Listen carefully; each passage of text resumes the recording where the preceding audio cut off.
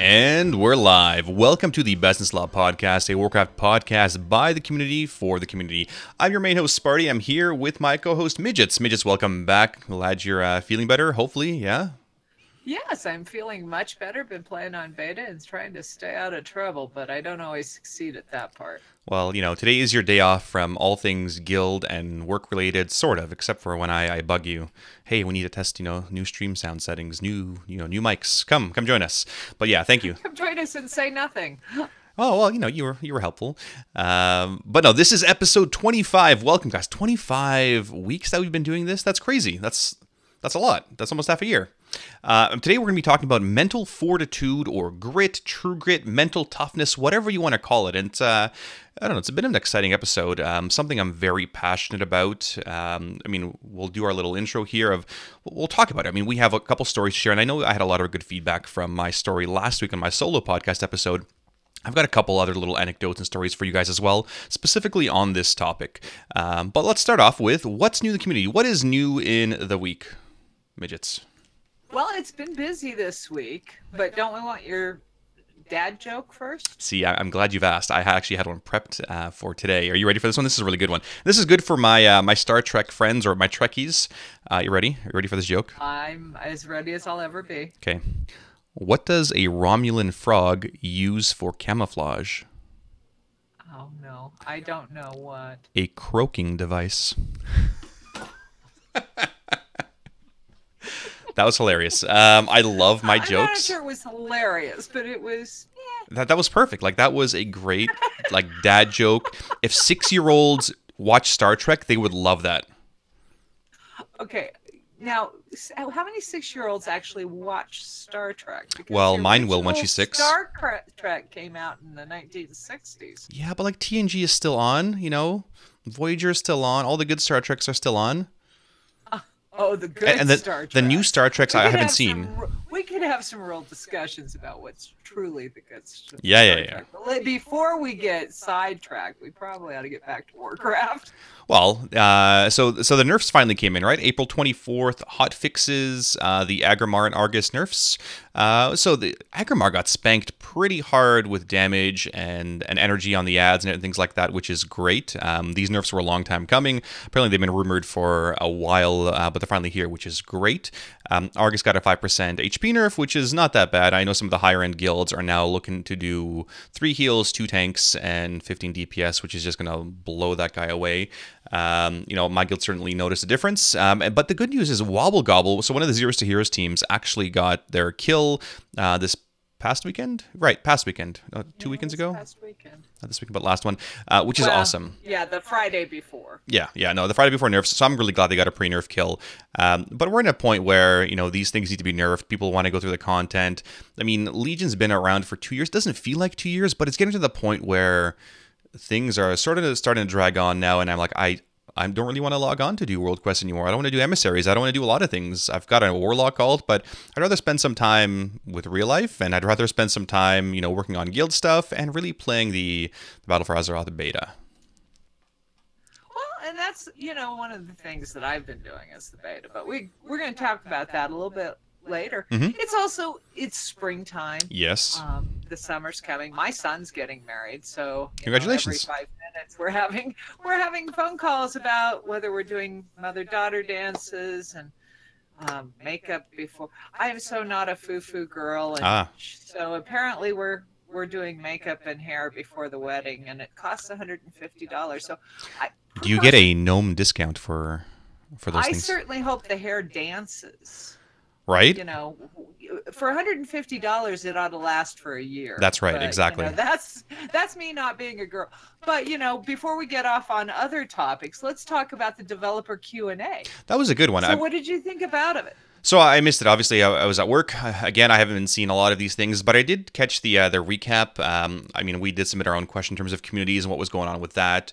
They talked about GCD changes, which is one of the big contentious points right now. All specs have rotational adjustments that are on the table right now, which is the big one. That's something we talked about during PAX East with some of the developers.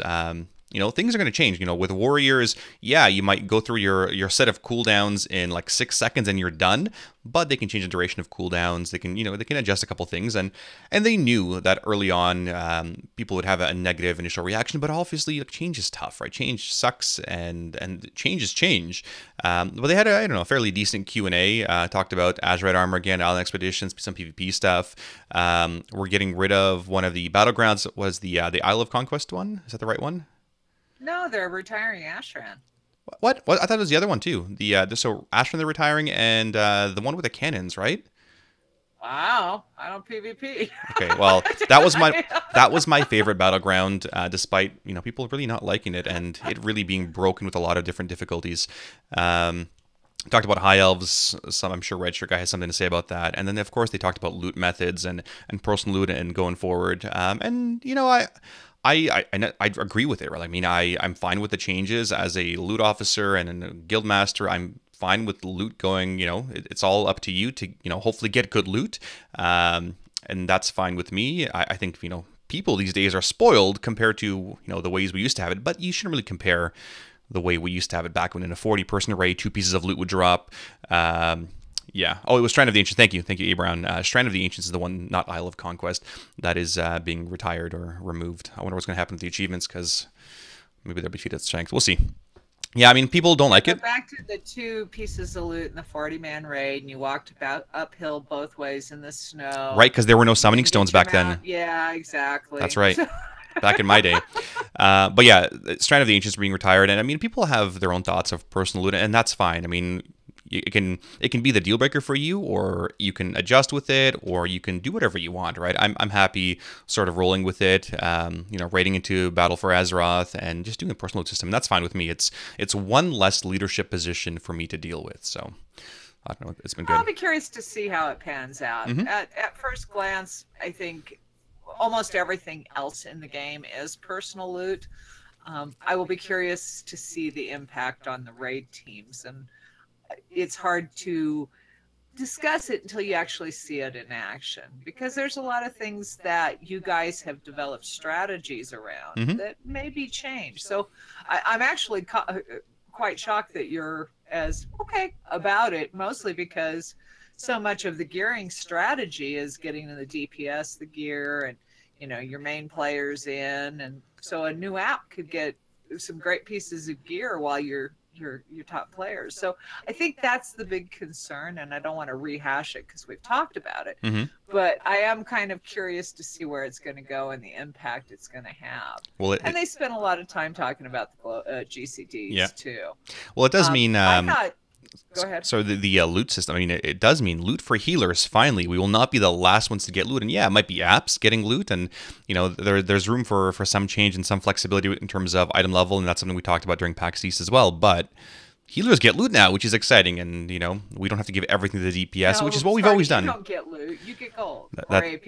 That's true. I mean, regardless of loot system, I'm sure I'll be coining nothing. I mean, when did you finally get your High Fathers? Just a couple of weeks ago?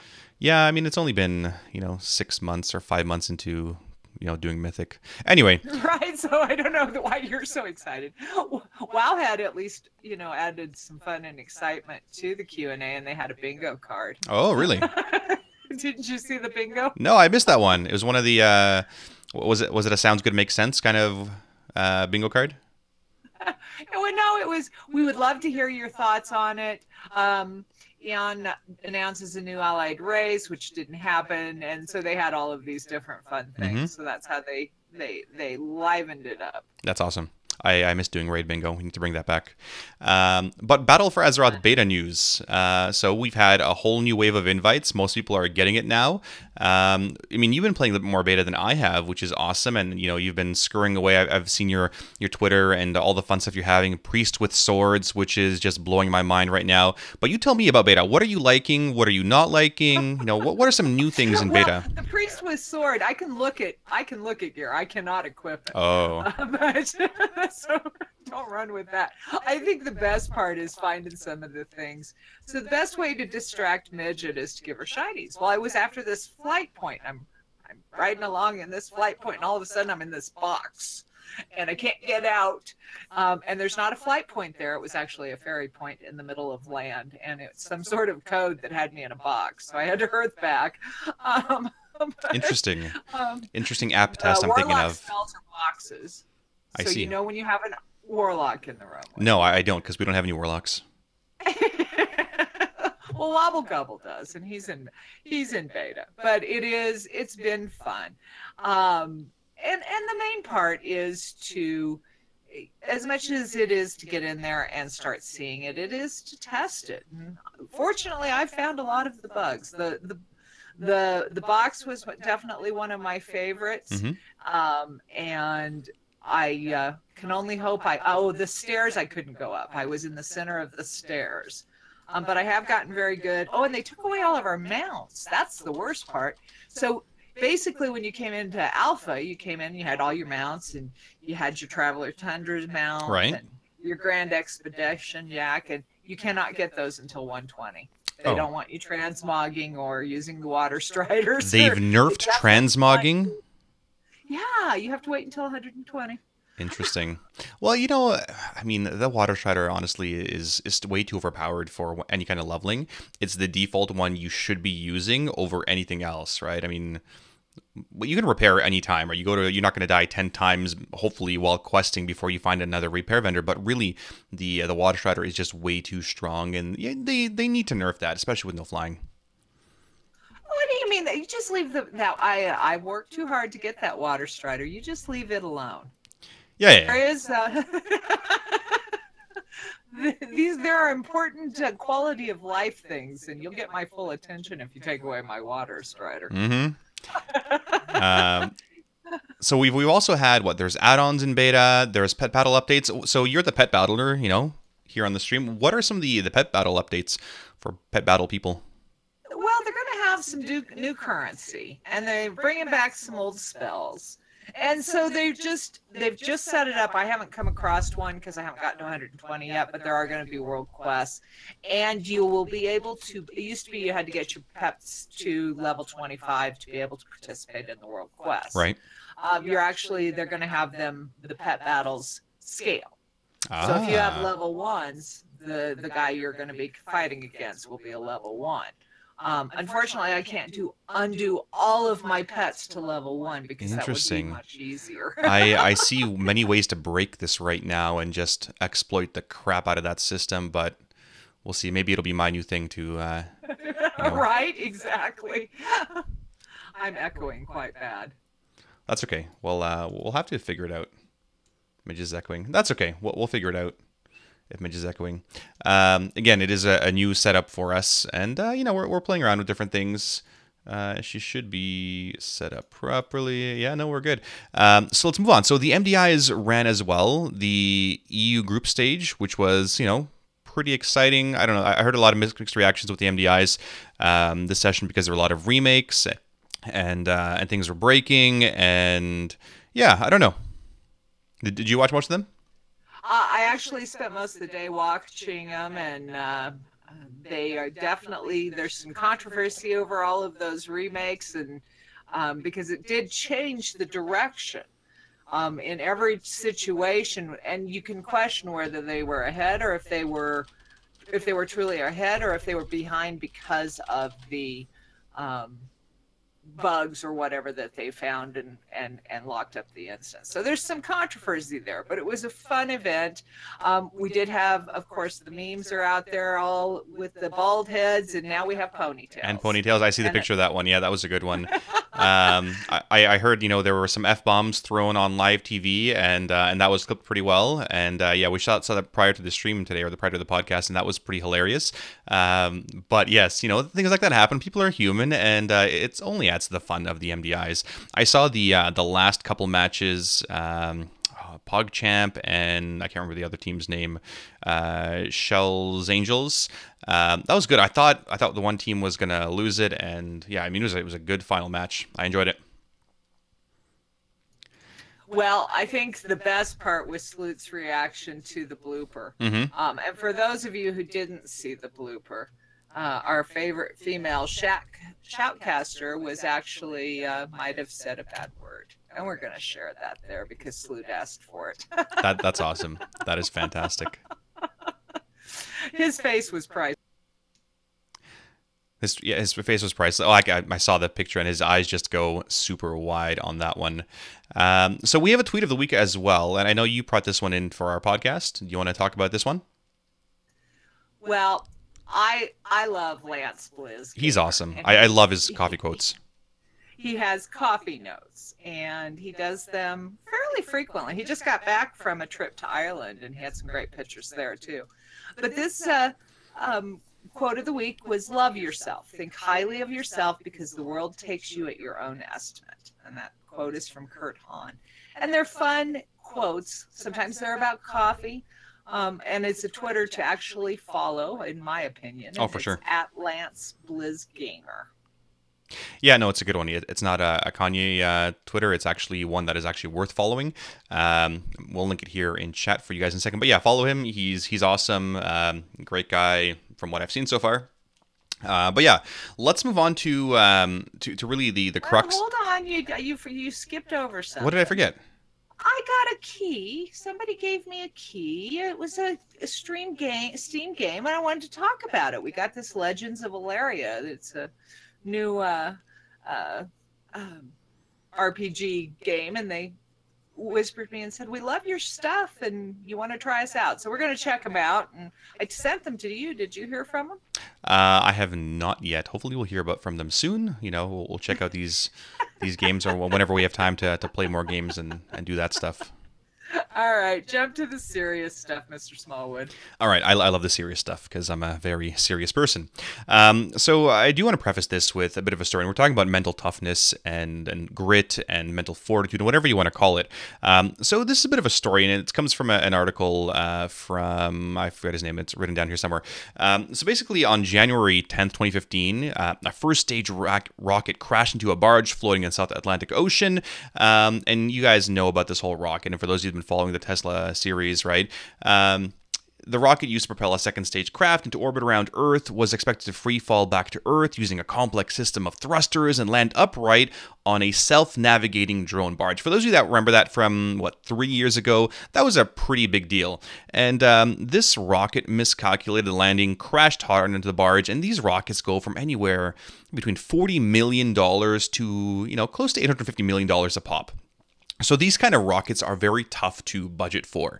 The tens of millions of dollars it costs to conduct, another low orbit launch are pretty hard to sell, which is why, the U.S. really abandoned much of the NASA programs, and we have all these companies like SpaceX doing the fun stuff. So Elon Musk, obviously is the founder of Tesla and PayPal co-founder, and he imagined this really cool way of making things cost effective, and it's basically make the rocket reusable. And they constructed a rocket which could theoretically launch, release a payload, land vertically minutes after takeoff in order to be refueled and launched again, which is pretty friggin' cool. Their first attempt to land the rocket at sea failed, but not enough to deter, Musk and SpaceX team. They repaired the rocket, made adjustments based on the data they received from the crash, and then they tried landing again. And again, they failed. Then they tried again and failed again, and they were just nonstop failing, right? But each attempt to safely land that first stage rocket ended in a hard landing, leading to months of costly repairs and improvements, but each failed landing also uncovered new information that the team could improve or use to improve their systems and the rocket itself. And finally, about a year and a half later, April 8th, 2016, on their fifth attempt, SpaceX accomplished the task of launching a payload into space, landing their first stage rocket safely on a floating barge in the middle of the ocean, which is awesome. And so what led this team to keep trying even after the first attempt failed? Well, yes, money, but Musk himself said it after the first flight. If the vehicle does not become reusable, I will consider us to have failed. So that's his purpose, to make this reusable, right? And they did fail, but they didn't give up. But why? Why did they not give up on this purpose, this idea? And the answer to that is really the reason for this podcast. It's his remarkable amount of grit and mental toughness and fortitude. And research has shown that grit is way more important than intelligence or talent when it comes to succeeding. Right? That's something I've mentioned on my stream plenty of times, where if you think you can't do it, you may not have the talent, you may not have whatever, but the grit, the drive to keep going, that's what's important. And, all of us, even the most successful of us, will occasionally fail. But what we don't do is we don't quit. So, how does that sort of relate to raiding or guilds or Warcraft? I don't know, Midgettes, do you have an idea? I don't know. One of my favorite quotes is fail forward. Yep. And when it comes to whether it's, let's say you have a character and you want to raid. And we have a member who joined us about a year ago. And he hadn't played Warcraft in forever. And he came back and he leveled his tune and he jumped in and got to 110, and he set his sights on the top team. Mm-hmm. And he jumped in, got to 110, started doing Mythic Pluses, started raiding with one of the lower progressed guilds, and has been moving forward. And he just hasn't given up. Mm-hmm. He just keeps working on improving himself. He found a mentor, and he's gotten better in that year period. And we've had stories of that. So, people say this is just a game. It's not just a game. It's our hobby. Some people, it is just a game. But for those of us who've been playing, I'm at 10 years. You're at what? Too long. 14 years, thousands of days played. Yeah, and you're right. It's not just a game. It's a reflection of us and a reflection of our character. And yeah, anonymous internet, whatever. But these are our avatars, and these are who we are in real life. I think it's a measure of the grit that you have, right? Like, hey, I'm on you're on a diet. Hey, did I not lose anything this week? Oh, I failed. I guess I'm going to stop dieting, or I'm going to stop exercising because I didn't see any results the first minute or the first day, right? It's a whole different thing. But yeah, go on. So I think that I think it's more of a hobby. And within that, it's something that we strive to do well in. Some people look at it as just a game, and other people look at it as more of a hobby and things that we do with our time. And whether it's, finding a group of people you want to play with, or keeping a leadership team or a raid team going, it shows in the fortitude. And like right now, for the U.S. guilds, you're struggling with the end of the X-Pack, you're struggling with summer, graduations, finals, all of the things that, outdoor barbecues, attendance, and yet you still get together, you make the raid team, you keep going, you keep pushing along. And I think that's where you see it in game. Yeah, I would agree there. And part of it is, you make things fun for your guild, but part of it is that mental toughness to keep going.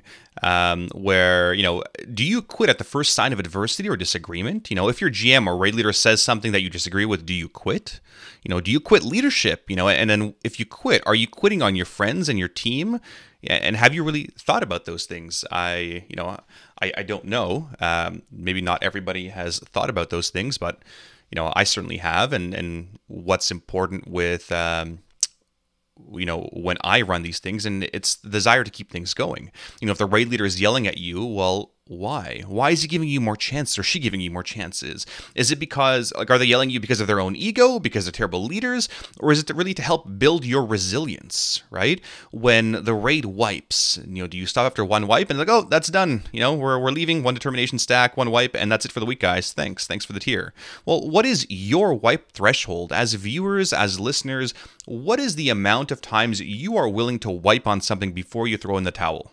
Right before you say, okay, I'm done, I've had enough, I'm never going to try this boss again, right? Do you give up after, trying to farm a mount? Maybe not, 500 pulls, Heroic Ragnaros was 400. Some guilds, based off what I've been reading, 500 plus pulls in Argus, 1,000 pulls in Argus. How is that for mental fortitude? I've never heard of guilds wiping that many times, and I know a lot of our viewers, had 500 plus pulls on Argus, but that's crazy. That's a lot of mental fortitude to just keep going and stick through it with your guilds. That's insane, and that's a huge, it's a huge pat on the back from me. But let me tell you about some of the mental fortitude it's taken for the past, 14 plus years as a guild leader, player, and a raid leader. And, I've completed every boss in this game when it was current, spanning from vanilla all the way until now. That 400 wipes, 500 wipes, for me, that's easy, right? Like you see little bits of progress at a time. You see that constant 1% progress or a new phase or a new goal. And oftentimes you wipe and then you wipe some more and you think it's just going to get easier. But it's like wiping a brown marker. It never ends. And so some days you'll see zero progress, or you'll see progress that is too slow for what you want, and you're not meeting those goals in time. And you're not going to see that light at the end of the tunnel. And that's really the most difficult part. When I've been raiding the last couple expansions, it's how are we ever going to get through this? This is just ridiculous. Like I don't see the light of the end of the tunnel. We're not improving. And then you come back the next night and suddenly, oh, holy crap, we are doing awesome. And I see that light of the end of the tunnel. We're getting to that last phase now. This is finally going to get somewhere. I remember having that feeling on Kill Jaden. We were just not getting through those damn beams for whatever reason. And you'll feel like you're failing your team. If you feel like you're failing your guild because you're not making progress and you're the ones in charge, and ultimately that falls onto you. The success, and this is something I've always said, the success and failure of your guild or your raid team is always on the leadership team. Whether you're a veteran or an officer or a GM, that's all on you, right? If you're going to quit on your leadership or you're going to quit on your friends, well, then you're letting your entire team down. But it takes a lot of fortitude to know that you're going to get through this. For those of you that are parents, right? I'm a recent parent as well, a year and a half. And, those days where you're waking up every 3 hours in the middle of the night to feed the baby, you have to believe that you're going to get through it. It's just a phase, right? Now our kid's sleeping 12 hours, which is awesome. But you have to believe and hope that your guild's going to get through it. And you have to see the light at the end of the tunnel. Well, there's something to be said. There's a few things. Sure, go for it. Sometimes, even as a leader, you get tired. Absolutely. And so you have to find ways to rejuvenate yourself. And oftentimes, I know for myself, it's a success or it's something fun. And a lot of times, I reach out to people who I know have that keep going spirit, because it's really easy no matter what it is you're doing in life. Mm-hmm. You can always quit and find another job, or quit a guild and find another guild, or quit whatever and find something else, whether it's a game or whatever. But in real life, you don't see a lot of people who, for myself, I've been at the same company for 27 years in September. And so and trust me, not every day has been wonderful. Not every day has been wonderful in the guilds that I've been. So I go and I talk to people, or I find something that rejuvenates me. And a lot of time it's the people that I'm with, either the people I work with or my friends, or in this case, the people within the guild and the community. And a lot of my drive comes from their continued enthusiasm and things of that nature. So you want to have your people around you that can help build you up when you have those moments. Oh, I completely agree. And, whenever guilds go through low points, it's oftentimes that people that are still really motivated, that sort of, you feed off their energy as your own energy levels are low, and as your own mental fortitude is being depleted, you're really rejuvenated by the players that still really want to go, and they're going, rah, rah, yeah, let's keep fighting through it, right? And that's been a huge boon to me over the years, where I've had that support system. I've been lucky enough to have officers or veterans or members or apps that are continuing to have that positive attitude and want to keep going through it. Guilds always have these ups and downs. But again, like one of the reasons is my leadership team or the members themselves. That has kept me going. And yeah, you know what? Last week I needed to take a day off. I needed to unplug entirely. I spent a day with my daughter, and that was awesome. And that's how I really rejuvenated myself after raiding. And, after 14 years of guild leading in Warcraft, and I did 3 more in EverQuest prior to that, I've really dealt with 4 low points in the guild, right? When people had been removed or had quit for whatever reason. Once in AQ40, once in BC, around Muru time, which was a fun time. And that time I was, dealing with skin cancer, and it was just a rough time, and exams and university, and it was just a rough time. Once in Cataclysm during Blackwing Descent, we didn't have enough raiders to actually fill a raid. We actually had to underman raids. We had 23-man, 25-man raids, or we had to bring in casuals. And most recently, about 2 months ago. And in each time, it takes a lot of grit and tenacity and mental fortitude to know that you're going to get through it. And yeah, the easiest thing is to quit. Things are rough, like this is a good time to quit. Things are going down. Let's just call it quits, and that's it. And you know what? That's what either most haters, right, or most people would do themselves. And, that's their own prerogative. But I've always felt that I've owed it to the rest of my players to pull through. And you can have low points, but you always need to keep pushing through, and no matter what. And you know what? A lot of that is due to the support system, again, through the friends. And I could name a bunch of these guys that have kept me going. And I could name Midgets and a lot of the Zeros to Heroes guys. I could name Talon. I could keep going on people that have saved the guilds over the years. I mean, please, those guys know who they are, right? And those are the guys where you owe the big thanks to.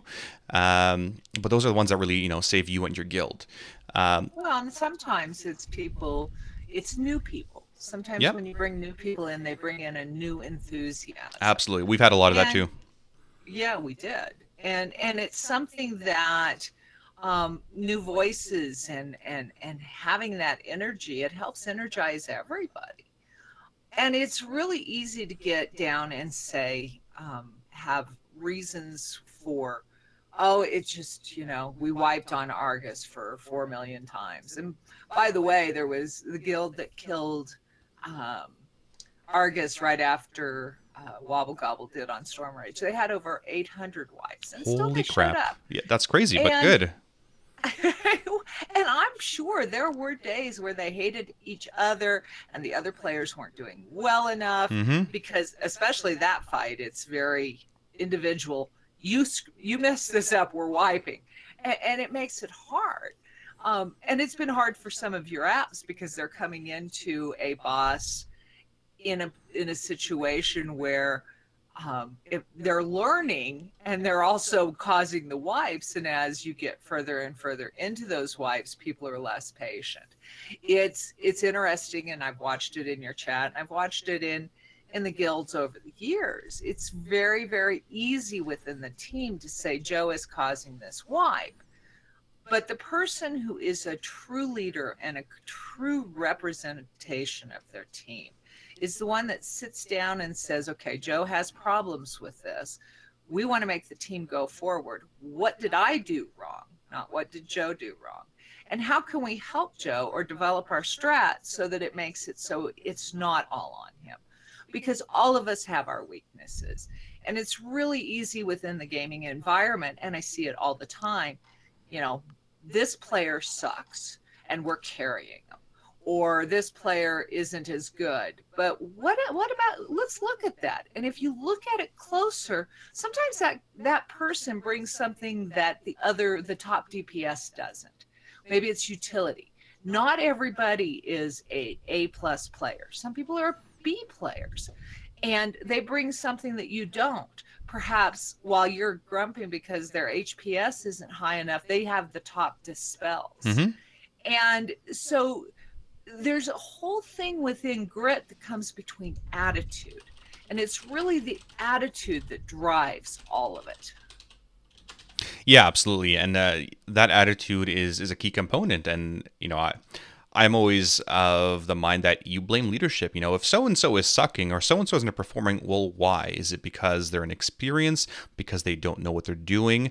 Could you have better prepared your raiders? All that stuff, right? I'm not a fan of just blaming people outright. It's, well, you're the reason. Why are they still in the raid? That's a leadership decision, not, a them decision, unless they're quitting, of course. But no, you're absolutely right. And moving into that, it's not just a story of like, let's complain and, this is grit and this is what happens and these are some stories, but how do you get more grit? How do you get more mental toughness and stronger like that? And there's an article by Tanner Christensen, and there was 4 things. I added a 5th one really in terms of things that make up gritty people with a mental fortitude. The first one is practice, and it's deliberate practice, learning as you go. And those are the wipes, right? Those are the nonstop wipes. It's trying different things. It's getting feedback from your experience as well as from others. Going back to the SpaceX thing, the SpaceX team didn't land on a barge in the ocean from the first get-go. They instead built smaller rockets, practice rockets on land first. Once they mastered that, they attempted sea landing. In the same way, you know, when we build strats, it's let's work on this mechanic, right? It's when I'm teaching my raiders, don't worry about, you know, DPS. I know you guys can do that. Let's focus on this kind of position. Once you've mastered this position, this will then translate to this. And that continues on for some of these bosses. And anytime, you know, SpaceX crashed a rocket, it was, well, yeah, we failed, but it's a practice attempt, right? Every failure is a practice attempt. That's a good mentality to have. But a better mentality to have in that. And let's go back to the SpaceX, because we weren't in their room, but they took their failure as a team. Instead of saying Joe didn't put the rocket together right. That's right. It was Midge that didn't carry the decimal place. It was her fault. What can we all do to make it right? Yep. Yeah, absolutely. And it's what can we do as a team to ensure our rockets land and stop exploding, right? The next big thing, so the first one was the practice, nonstop practice. The second one is the purpose, right? Elon Musk said, okay, we're going to do this. We're going to make a reusable friggin' rocket. And its purpose is anything you can develop in an interest in over long term. So whether it's rankings or MDIs or community building, practice is really useless unless if what you're practicing is something you don't feel purposeful about or be highly interested in. So if you're just sort of going through the motions, that kind of practice, you're not going to really get anything out of it. But for SpaceX, for instance, that meant not only developing a rocket, but which could launch and land upright, but also meant exploring secondary and tertiary parts of the project, like a drone barge, right? Something that other people were passionate about, right? So what is your purpose there? Is it to kill bosses, community building, leave a legacy, rankings, you know, DPS meters? There's always a purpose behind what you want to do. And that is important. You need to have a reason to be there, a reason to keep pushing yourself, right? What is your end goal? To kill the boss. Okay, develop raiders. That's my purpose. That's why I'm still doing this over and over and over. That is your purpose, is to develop raiders? Because I was going to ask you, what is your purpose, Sparty? That's it. I mean, I love perpetual improvement. I know I do a lot of teaching in real life and a lot of coaching in real life, and I would do it forever. I mean, I would do it for free. Well, I do it in, you know, in a raid setting, and I sacrifice a lot of personal time and everything else to do it because I love seeing people improve. And there's those moments that make you truly happy where they finally stacked together. This is a proper stack, and the movement when it finally gets right in a raid, it's like a beautiful Russian ballet. It's amazing. It's such an awesome feeling to have people improve and see them go from, you know, little zero to proper hero raider, and it's awesome. But the third part is hope, right? You know, failure is inevitable, and you're all failures. I've said it in a blog before. We need to learn to embrace that failure as an opportunity to learn, improve, and then get back up again, and then we're more likely to succeed in future attempts, right? You know, to develop that grit, that mental toughness, you have to start with hope and learn that it is okay to fail as long as you don't give up or quit. That is something really important. It's okay. Like, you're going to wipe. It's okay. That's what I tell my raiders too. Listen, you're going to make mistakes. It's fine. You're only human, right? You need to remove things that are, you know, remove the BS from your life and the things slowing you down and the things sort of distracting you. But you need to have that hope that, okay, yeah, it's fine. It's okay to make mistakes. And, you know, no one's going to die at the end of the day, right? You're there to have fun and learn with your team and perpetually improve. The fourth one is really time, right? And, you know, it's practice and time, and, you know, it's simply a lot of time to devote to yourself, to practice and purpose and developing from the failure, right? If you only spend so little time, you know, it's an hour a week rating, you're not going to have that same drive. You're not going to have that same purpose to improve. And having something that you're really interested in, you know, whether it be raiding or PvP, or these guys doing MDIs, doing crazy amounts they're practicing, things you can get feedback on, right? That's why we have coaches and managers. The key, of course, is giving yourself time to practice and learn to stay in the game. And finally, one of the most important ones, and this is something that I added to this list, is really surround yourself with gritty people, right? The people that are strong mentally. You are whoever you surround yourself with. That's something that I firmly believe for a long time. If you surround yourself with people that complain and whine and shitpost and quit, what does that sort of say about you, right? Like, if you're the smartest person in the room, maybe you're in the wrong room, right? And how do you build that grit in players, right? If you're a coach, well, it depends. It depends on the type of player. It depends on where they're coming from. Oftentimes, I get these really good players coming in, and they think they're hot shit, and they're gonna blow everybody away. And you got to knock them down a peg in order to build them back up, right? Really to build in that dream that you have of these players, right? You got to teach them it's not just a solo game, right? It's not about top DPS or top heals. And I've had plenty of players that that were not able to make it because they didn't have that mentality. Like, listen, we're not here to just 3 heal bosses and give you top rankings. That's not what it's about. It's a team game, right? You show these guys that they're human, and then you start building them up, once they do things right. And it's those people that I want on my team and around me, right? They have the quality, and they're going to make mistakes. They're going to realize the team comes first, and they don't take things personally, right? Ultimately, they have the same goal as I do, and it's to kill bosses, have fun, ensure the guild succeeds, right? It's a big home. It's everybody's home, right? It's a big community, and that's what we want to have in our team. Well, and I think the best way to look at it when you're developing is that it is a team. And each person brings a different strength, whether it's in the guild leadership or it's within the guild raid team, whether it's the support of the guild. And it's something that one of the reasons I think the communities are as strong as they are is we have so many different personalities. And it's having those people and like-minded people, because it's very easy to have somebody who just says, I quit. It's too hard. Sparty's too mean. And from that, they miss out on a lot of other things. Mm-hmm. I think that not everybody has grit, but I think that a lot of people follow grit, because the people who are going to keep going are the reason Death Jesters is still here. And Zeros to Heroes is getting ready to celebrate their 3rd year anniversary. It's incredible. I know. It is. And it's about finding those like minds and pushing yourself. So for example, we have some people who struggle to maybe be quite as good as maybe some of their other team members. And if they encounter a challenge, if they simply say, I quit, I can't do this, and leave the raid, what does everybody else think? Yeah, I mean, and so you need to have people that aren't going to quit, that, yeah, I'm having problems with this, but I'm going to still try. One of the bosses, the yellow and green lines were so close, I couldn't see them. So I died a lot when I was first starting. Mm-hmm. So what did I do? I went to LFR because the same colors were there in LFR, and kept practicing until I figured out how to see it with the just slight color difference that I couldn't see. Or I could have said simply, I can't do this boss. Now, what would my raid leader think?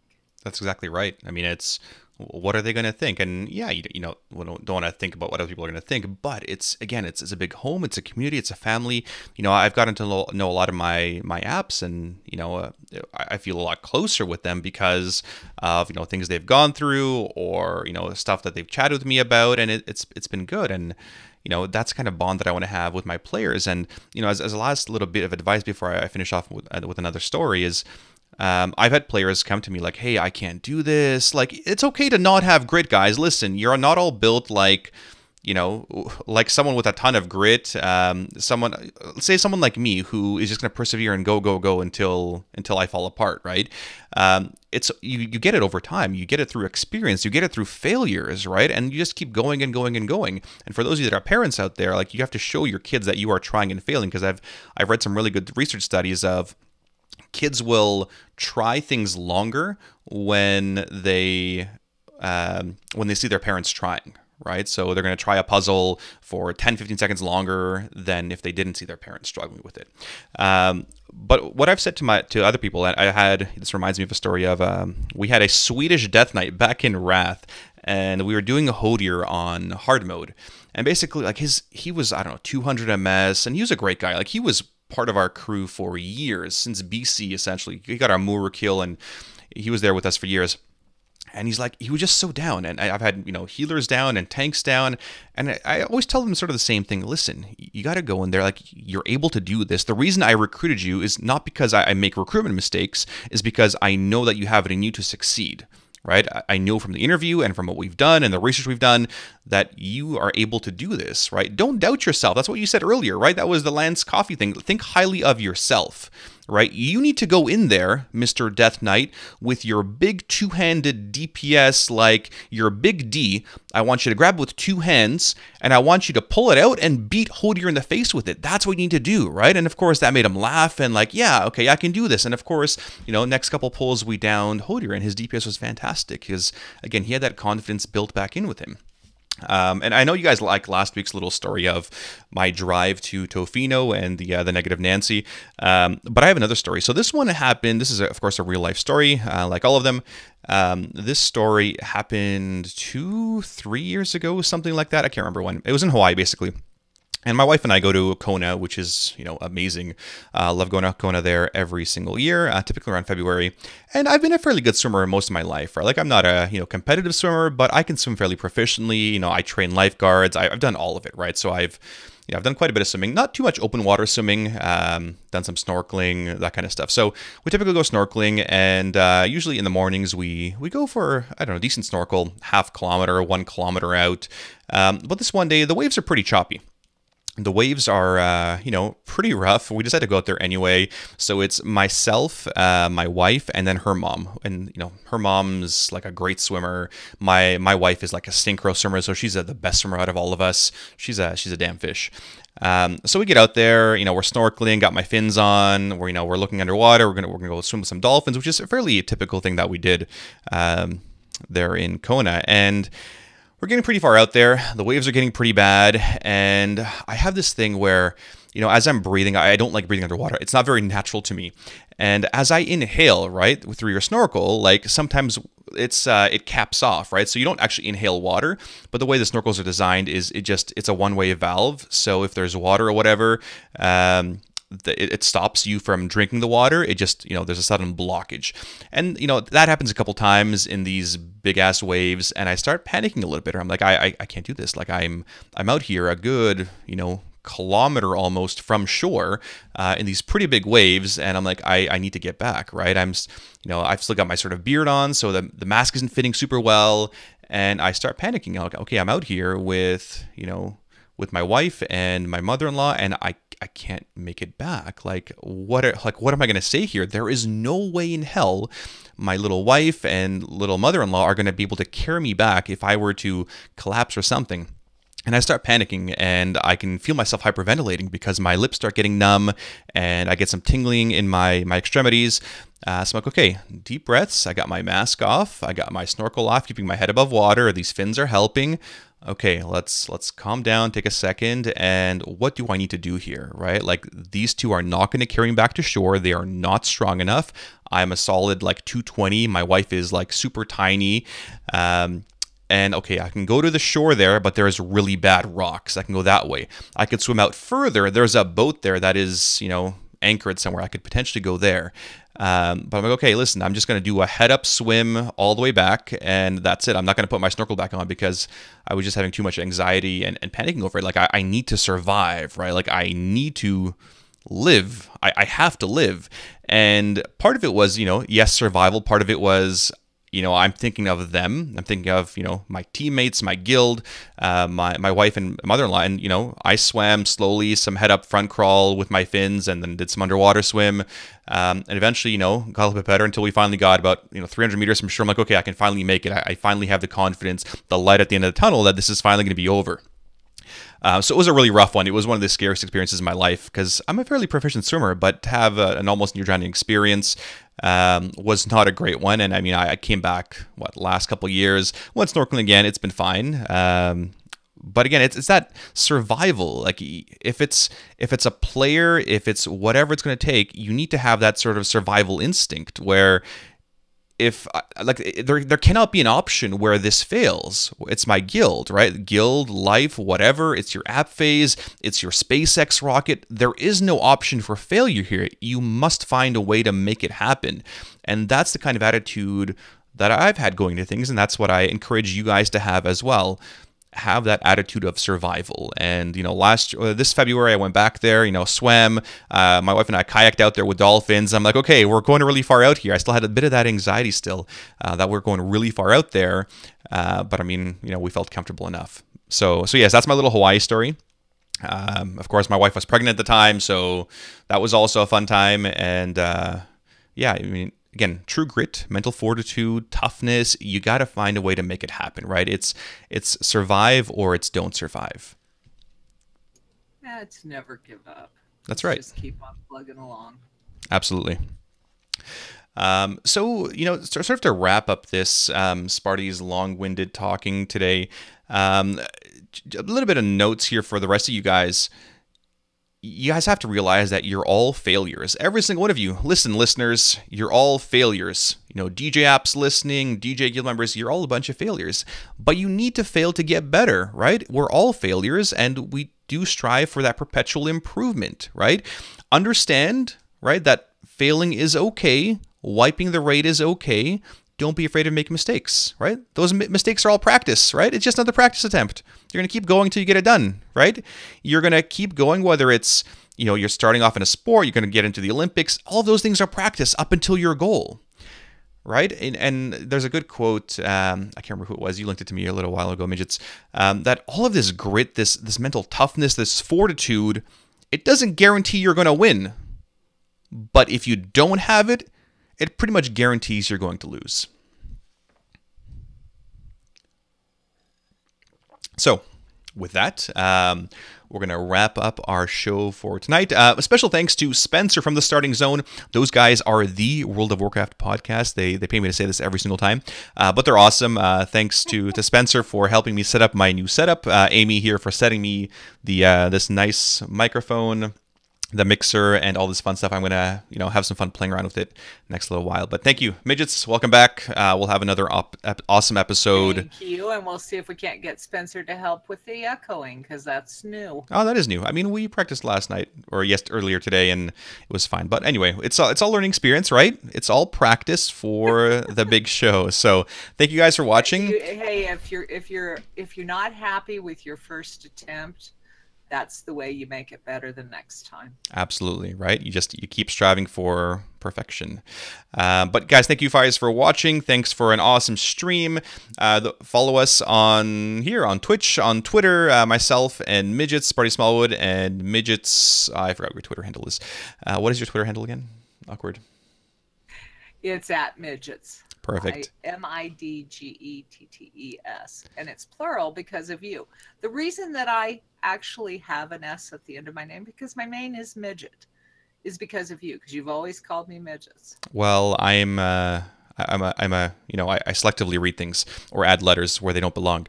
But yes, follow us, listen to us. If you have questions, ideas, suggestions for other podcasts, we're happy to take them. We're always going to make things a bit of a Warcraft spin on them. Email us, bestinslotpodcast@gmail.com. Thank you for listening. Have a good night. Be excellent to each other. And as always, live your life heroically. Have a great night.